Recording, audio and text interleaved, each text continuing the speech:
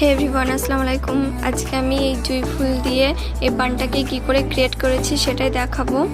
তাই এই বানটা ক্রিয়েট করার জন্য দুটো জুঁই ফুলের চেন লেগেছিল। তা তোমরা দেখতে থাকো কেমন করে ক্রিয়েট করেছি। প্রথমের ভিডিওটা করতে ভুলে গেছিলাম, কিন্তু একটা জুঁই ফুল লাগানোর পরে আবার ভিডিওটা করেছিলাম।